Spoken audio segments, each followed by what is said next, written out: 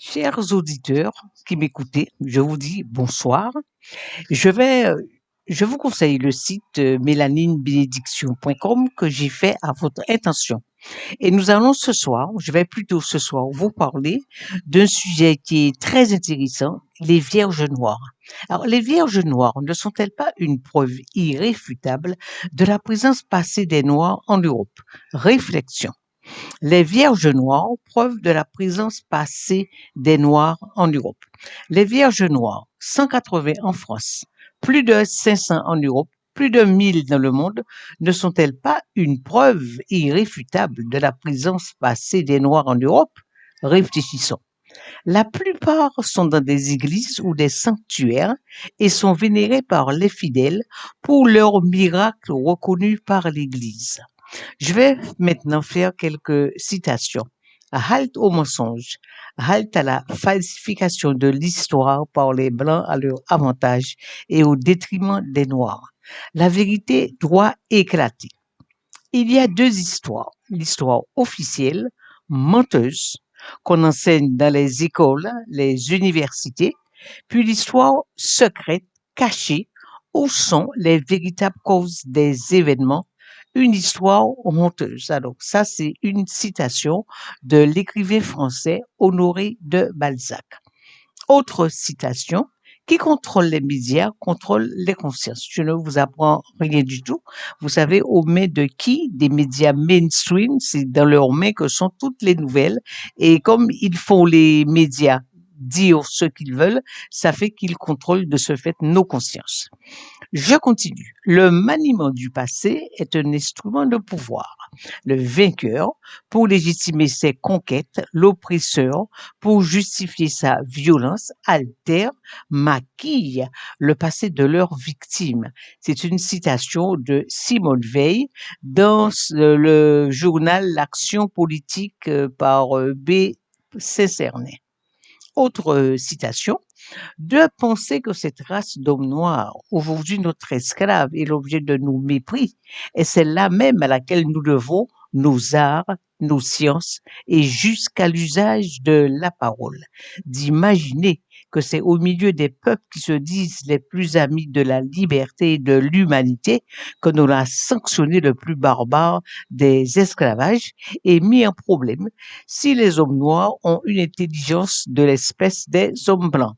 Cette citation vient du comte de Volney dans son livre Voyage en Égypte et en Syrie en 1783. Autre citation, cette fois c'est un proverbe africain qui dit tant que le lion n'aura pas ses propres historiens, les histoires de chasse seront toujours à la gloire du chasseur. La connaissance de son passé, de sa culture, ne sont-ils pas les premières formes de résistance à l'exploitation et à l'oppression? Nous, Noirs, nous devons impérativement savoir que nous sommes les victimes depuis le XVIIIe siècle de la part des leucodermes de la plus vaste et abominable usurpation d'identité que l'histoire ait jamais connue de nos rois, reines, saints et personnages célèbres. Nous sommes aussi les victimes de la plus grande et monstrueuse falsification de l'histoire jamais réalisée. Les leucodermes ont réalisé ce travail diabolique de maquillage et de crime à l'aide de leur société secrète mondialement présente. Je vous invite à aller sur le site Mélanine Bénédiction et à consulter le chapitre Les Noirs étaient les premiers Européens, 12 indices, et aussi le chapitre Rois noirs en Europe. Je continue. Nous, les mélanodermes, ne devons jamais prendre pour des vérités l'histoire et les faits racontés par les leucodermes, les blancs. Ceux-ci ont toujours fabriqué l'histoire à leur avantage en construisant des mensonges pour se donner la prééminence et en mettant sur un plan d'infériorité les autres races, surtout noires. Nous devons nous interroger sur ce qui est raconté, faire des recherches, faire des recherches Ouais, faire des recherches afin de faire ressortir la vérité. Ce n'est pas toujours évident, mais dans tous les cas, nous ne devons jamais prendre ce qu'ils racontent pour parole d'évangile. Nous connaissons leurs instincts d'égocentrisme, de prédation, de mensonge.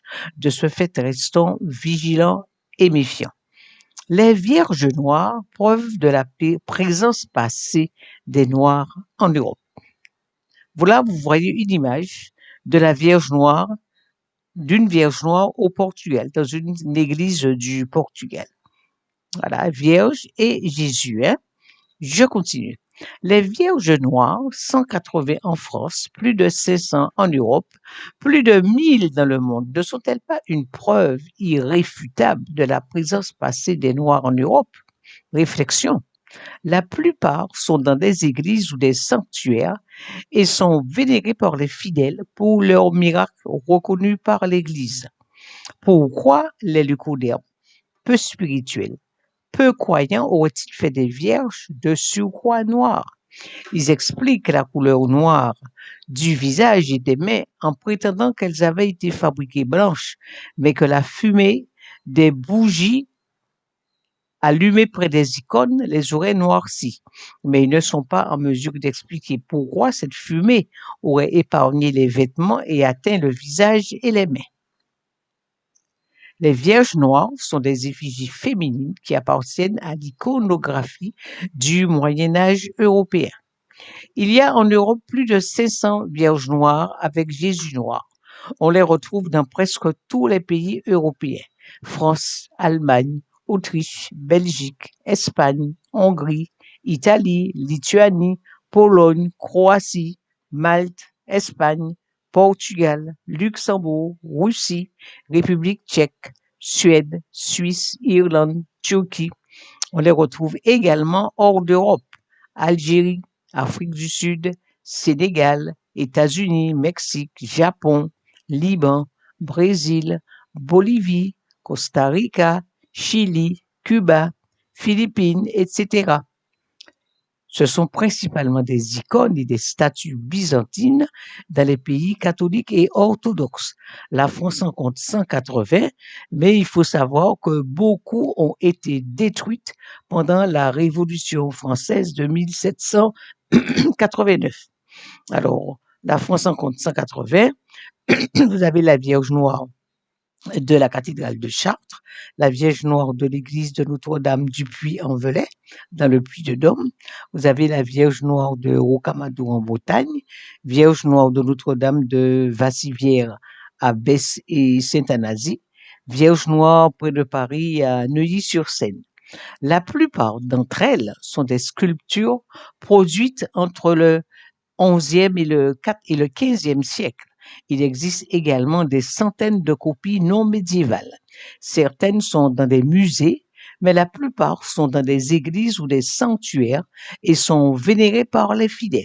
De nombreuses madones noires transforment les sanctuaires dans lesquels elles sont hébergées en certains en sites de pèlerinage les plus vénérés en raison de leur présence. Les madones noires se sont révélées être des aides de dévotion au sein de la vie ecclésiale au cours des siècles. Beaucoup de ces images ont reçu l'approbation de l'autorité ecclésiastique à la lumière de l'approbation divine manifestée par des miracles bien attestés, approuvés par la suite par la direction de l'Église.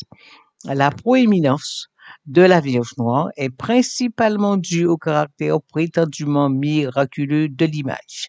Les Vierges noires semblent bien être à l'image de la population qui peuplait l'Europe avant les invasions barbares par les Caucasiens à partir de 370 après Jésus-Christ. Population à cette époque qui était noire. Les Caucasiens, race blanche, barbares et païenne, n'auraient certainement pas fabriqué des vierges de race noire et surtout ayant rapport avec la religion orthodoxe ou catholique, religion créée par l'élite noire qui dirigeait l'Europe jusqu'à ce que les Blancs s'imposent et s'emparent du pouvoir dans les pays européens en usant de la violence de l'extermination de la population noire. Les leucodermes, ou blancs, c'est pareil, expliquent la couleur noire de la Vierge par le fait qu'elle aurait été fabriquée blanche, mais serait devenue noire par l'accumulation de fumée provenant de l'utilisation de bougies votives et l'accumulation de crasse au fil des âges. Mais il n'explique pas comment l'accumulation de fumée et de crasse aurait touché uniquement le visage et les mains et aurait épargné les vêtements. Ces explications mensongères ne sont que des occultations de la vérité monstrueuse qu'ils tiennent à garder cachée, à savoir l'extermination des Noirs d'Europe afin de les dépouiller. Cette extermination de vierges noires, cette présence, pardon, de vierges noires dans presque tous les pays européens n'est-elle pas la preuve de l'existence passée en Europe de cette élite noire qui a établi les religions catholiques et orthodoxes, construit la culture européenne à travers les monuments architecturaux que vous admirez, mais aussi bien à travers les lettres, les arts, la médecine, la philosophie, les sciences, etc., qui font la fierté et l'orgueil des Blancs européens actuels qui les ont usurpés. Les Vierges Noires, un mystère historique avec plus de 180 en France, 500 en Europe et 1000 dans le monde, interrogeant sur la présence des Noirs en Europe. Ces effigies, principalement dans des églises, suscitent des questions sur leur origine et leur signification. Découvrez ce phénomène médiéval vénéré à travers le monde. Pour en savoir plus sur les origines noires européennes et l'histoire méconnue des premiers habitants de l'Europe, explorez également notre article sur les Noirs, premiers Européens 12 indices.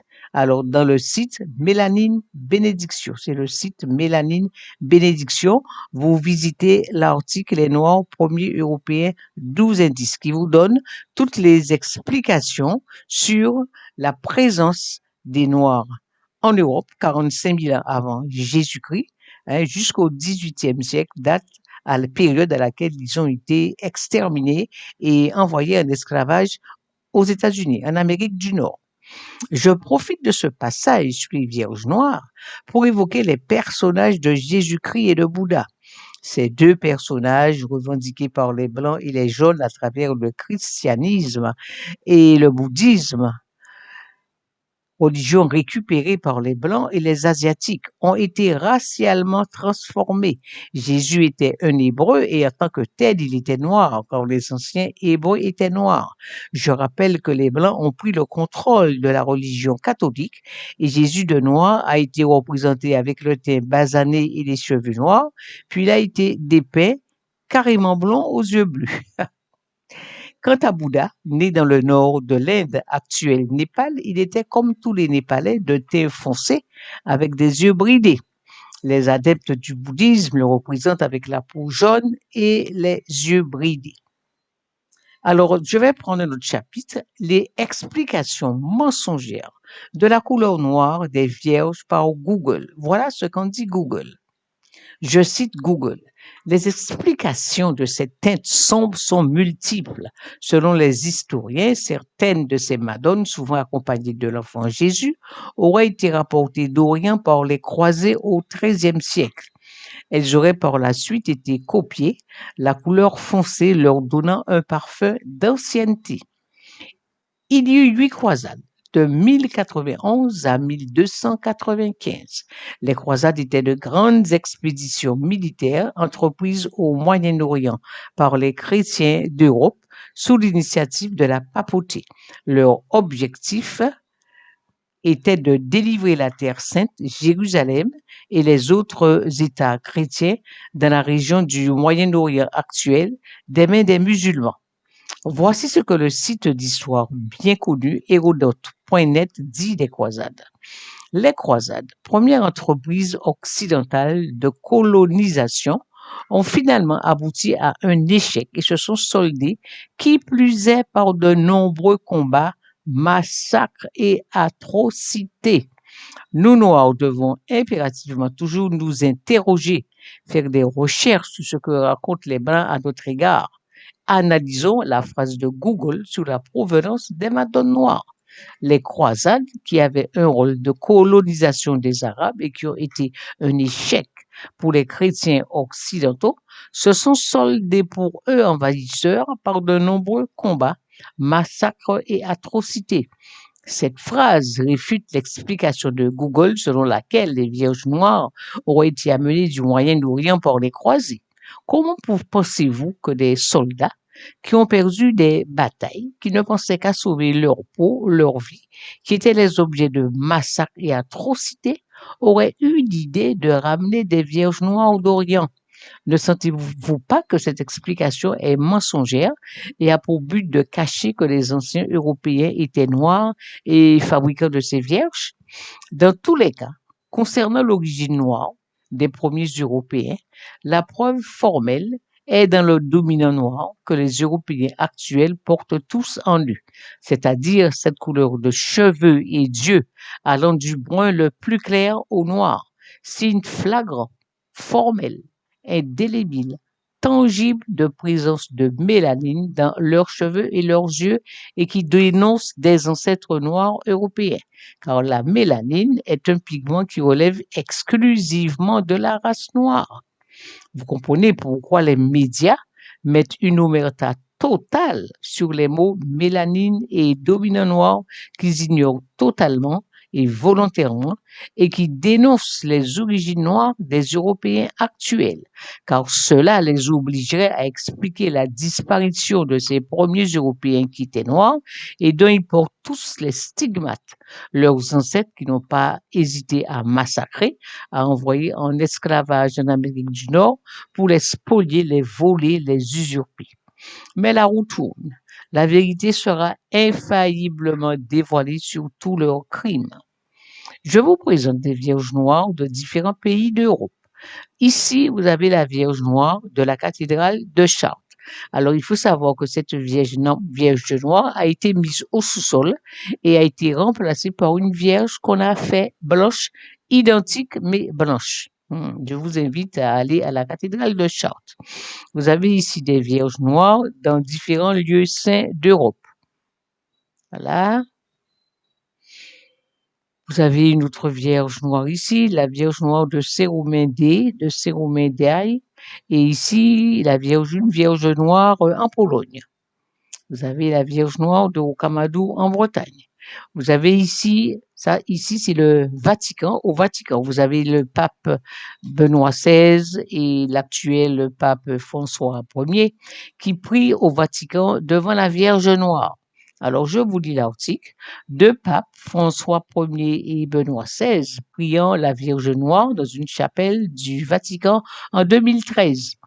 Tous les Noirs bien informés ont dû réfléchir à un moment ou à un autre, c'est-à-dire que les dirigeants de l'Église doivent sûrement savoir que les Hébreux étaient noirs, donc Jésus était noir. Alors comment peuvent-ils, en toute bonne conscience, permettre qu'ils soient représentés comme des Blancs? Les raisons en sont bien sûr complexes et racistes, mais voici comment les papes traitent cela en privé. Vous avez une autre Vierge noire. Voilà. Je vous remercie de m'avoir écouté. Vous avez une autre Vierge noire ici. Je vous remercie de m'avoir écouté. Et je vais vous parler d'un autre sujet sur les Vierges blanches à une autre fois. Merci.